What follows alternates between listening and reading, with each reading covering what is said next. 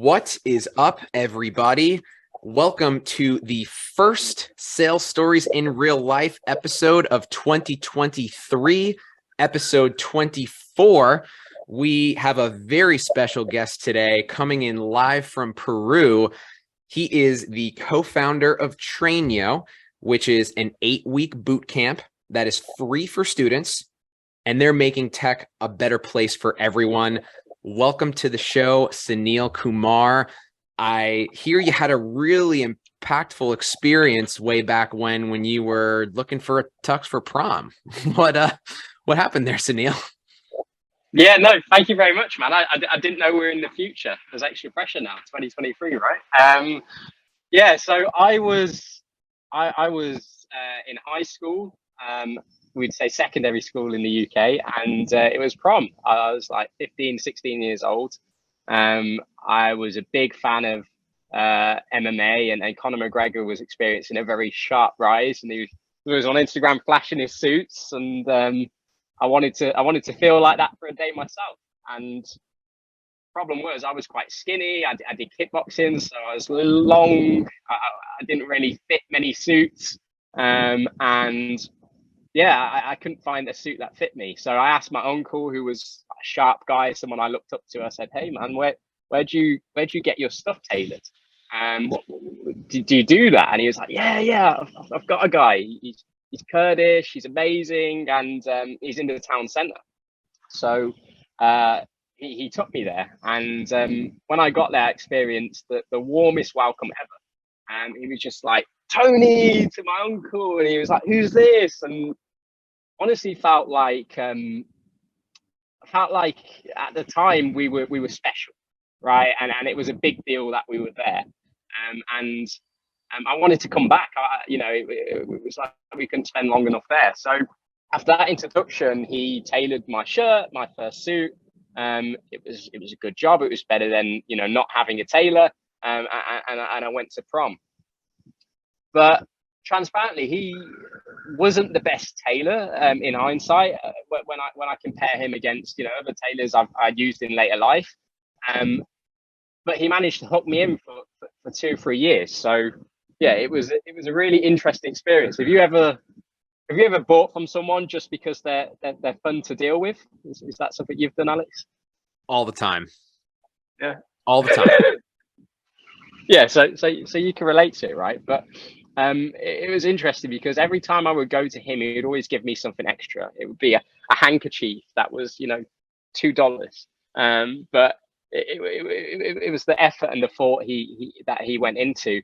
And it was always, he would promise me that it would be done for a certain day, but he would always call me and say, "Hey, it's ready now. Do you want it?" And it was just the little things that I think kept me coming back. And also he would incentivize me to bring people to the store. So this is something he did. My uncle didn't make any money off me, but he would have done for my uncle as well with his friends. And it's kind of like an affiliate channel when you think about it, right? And just asking for referrals, which we don't always do. And when I would bring my friends to the store, he would make again me look special in front of them. And that was a really, really cool feeling. It was like, oh, I've got this hookup. It's exclusive. I can bring my friends here. And I mean, it wasn't any of that, right? But that's how it felt at the time. And yeah, my friends had very similar experiences. And it kind of got to a point where we became older. We were sort of in our, going into our 20s. And I would ask him to do I would be buying a polo shirt, right? Not just a suit. And I'd say, "Hey, can you tailor this?" And he would go, "Yeah, but," and he would push back and he would go, "I can't do this." And I would go, "No, please, I need this. I need it like that." And he'd go, "Okay, fine." And then sometimes he'd get it right. Sometimes he'd get it wrong. And yeah, that was a really, really interesting experience. He would push back, but he would always take it on because, yeah, he wanted the opportunity. In the end, after about 2 or 3 years of dealing with him, I found a tailor in Birmingham where I moved. I was living in Coventry at the time. And they were not nearly as they were a chain, and they weren't nearly as, they didn't care about each customer. It was just come in, come out. It was more expensive as well, but they did a really good job. Uh, and, and that's really the story, right? I feel like it's a bit of an anticlimax, but it's not that much of a complex story, to be fair. I moved over to the new tailor. They did a really good job, but they left me missing that feeling of service. And yeah, I haven't got anything tailored in a while, so maybe that's something to do with it. No, that's brilliant. There's a lot that I want to dig into right away. And the first thing that I'll say is that there are two very distinct periods in sales, right? There's pre-sale and there's post-sale. So if you're extraordinary pre-sale, maybe you'll get people to stay with you a little bit longer than they would have liked to. Maybe you get a few referrals out of it. But post sale, you actually got to fulfill, right? You actually got to do good work. You actually need to be providing the value. So this is a great example of someone who was extraordinary pre-sale, but didn't necessarily bring the post sale value. And he still got 2-3 years of your business, and you brought a whole bunch of friends. So that really just stood out to me right away. Let's go all the way back to the beginning, though, because obviously it came to you as a referral. Referrals always help. But right away, you said something that really stuck out to me, which was he made me feel so warm, right? He made me feel so welcomed when I came into the store. So what did that kind of first experience, what did it feel like, right? How did it go? How did he make you feel so welcome? Well, I'd never really bought a suit before, and I'd never got a suit anything tailored before. So that in itself, it was kind of like when you go to buy a car, why do people go to a store? Because it's an expensive item. Yeah, you want to try it out, but it's also, they want to be catered for. They want to be bought drinks. They want to be looked after by the salesperson, right? It's an experience, and he definitely delivered that experience. That's the one common thread of every episode, is how important the buying experience is. So I'm always so happy to continue beating that drum over and over and over again. Because look, Sunil, this is 10 years ago, right? This is your high school prom. So this is clearly an experience that stuck out to you for a very long time. And who knows, had you not moved, maybe you'd still be using the tailor despite him making some errors here and there.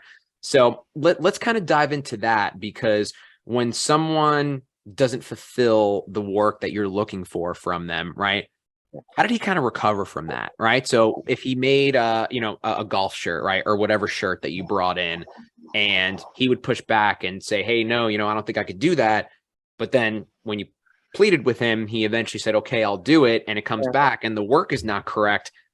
How do you kind of come back from that, right? Because that for other people would be, I'm immediately going to another tailor, right? And I'm not even giving this guy a chance.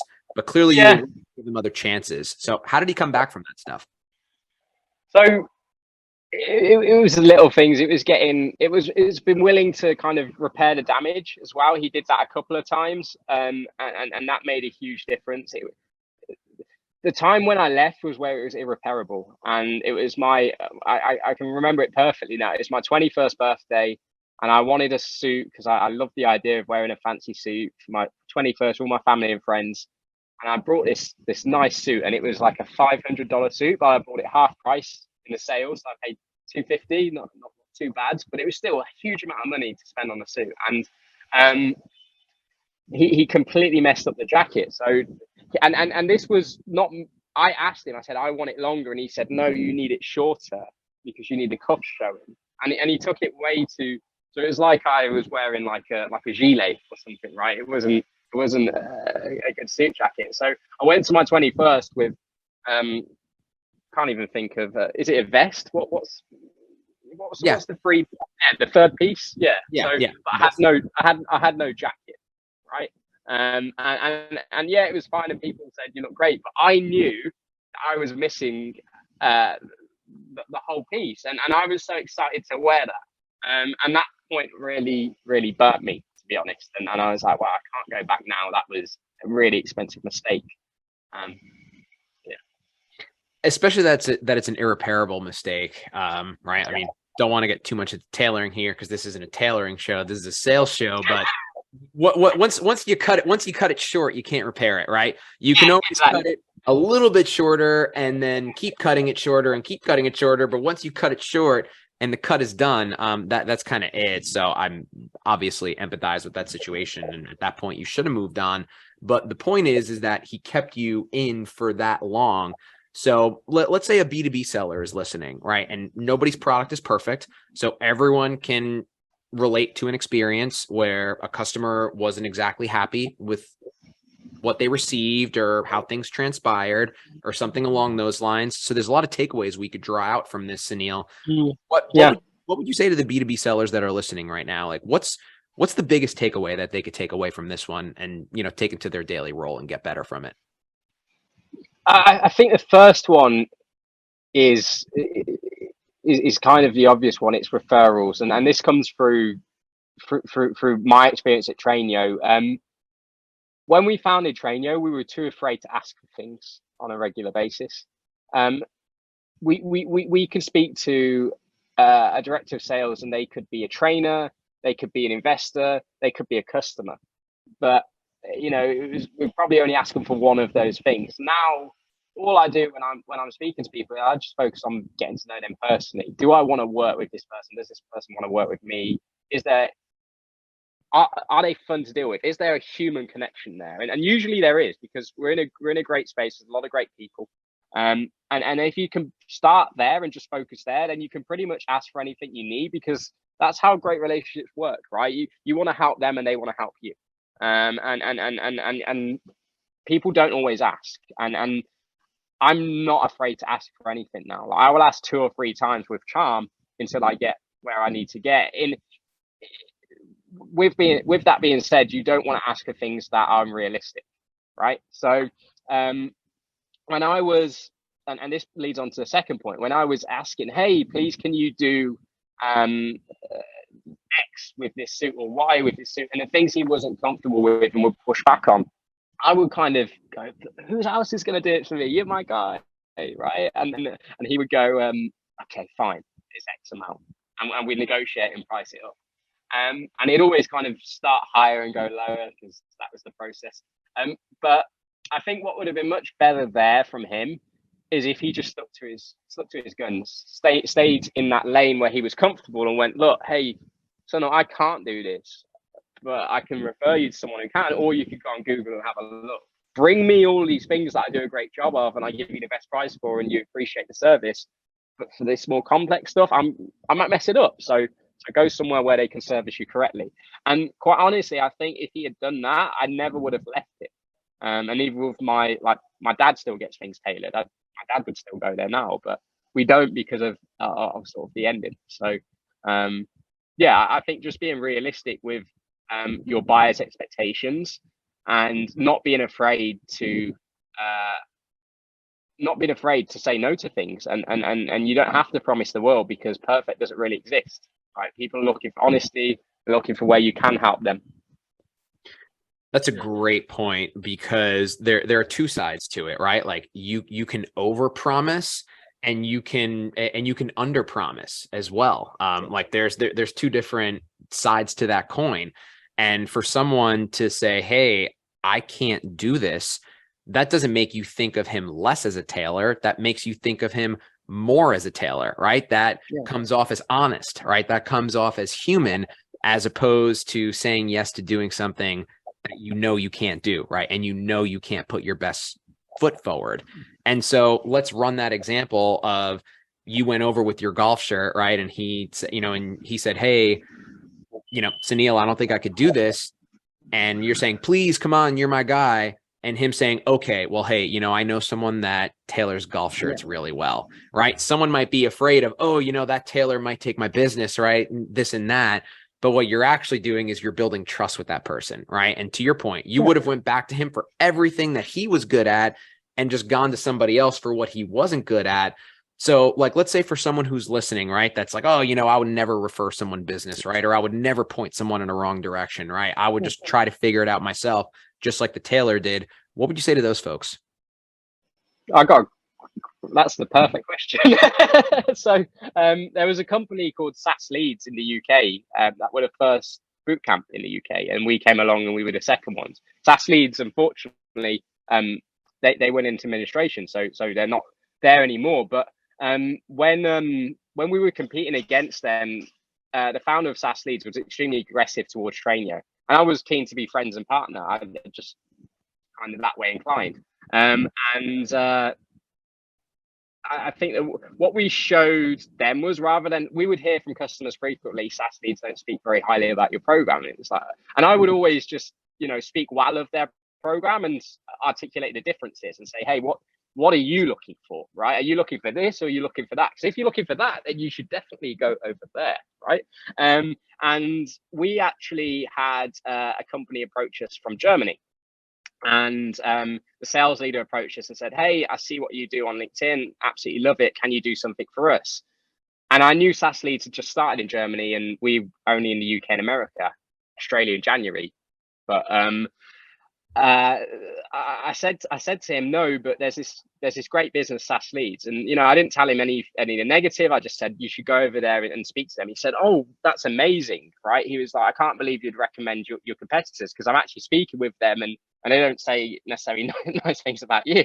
I was like, oh, well, that's interesting. They did a deal with SAS Leads. Whatever happened there, I don't know. But that person came back to us and now is heavily involved in what we do. And is so grateful for the honesty in the first place that now I can have, any kind of conversation with him, and he knows it's honest. He knows it's that there's no kind of hidden agenda. And I think that's a really, really valuable thing. Yeah. Man, we're gonna have to chop that up and make that a small clip. That is brilliant. I'm so glad I asked that question. I hate to even go on to anything further, because that is such an impactful experience for folks to learn from. I think this is the perfect place here to cut it, Sunil. You have been amazing. Thank you so much for making some time for us while you're traveling. Before we hop off, why don't you plug something with the audience? I know, obviously everyone wants to hear what you're up to, and it sounds like you guys have some great things coming up in 2023. Let's hear it. Thank you very much, man. I really appreciate the opportunity to be in the first place. But yeah, in terms of what we're doing at TrainYo, continuing the boot camp in full force. We're starting a new cohort every month, as we have them for the past, since we started it, since April, in the US and the UK. So you can come through the program, you can get trained up for free and placed with amazing SaaS organizations. The way we monetize is by charging the business and not the individual. So you don't have to worry about an ISA or anything like that. We launched in Australia in January for a franchise. So we have some Australian investors that have franchised the brand of TrainYo. So about the time this comes out, if you're in Australia, you can get on the TrainYo cohort and be assured that it is delivered by our process and our values and our content.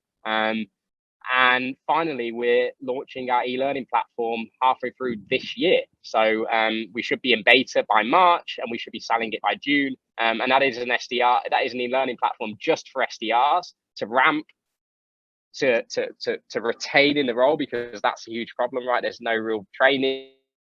First 90 days pretty rough. And then also, what do you do after that? So great AEs become great AEs in the SDR role. You can also look at that from a CSM point of view, or even RevOps. How do you go deeper into your understanding of what's next while you're in the SDR role to provide, additional value to your team and your organization and propel you into that role? So that's what we're focusing on over the next year. Appreciate you asking me that. Thanks. US connections, UK connections, Australian connections. Let's build out some worldwide connections with this episode. Make sure you check out TrainYo. It is free for students, cohorts every month, no ISAs. Sunil, you don't need me to tell you, but this model is so needed in the space today. Again, thank you so much for your time and hopping on with us. Sales Stories in Real Life fam, get ready for some more fire-packed episodes for the rest of 2023. We will see you next week.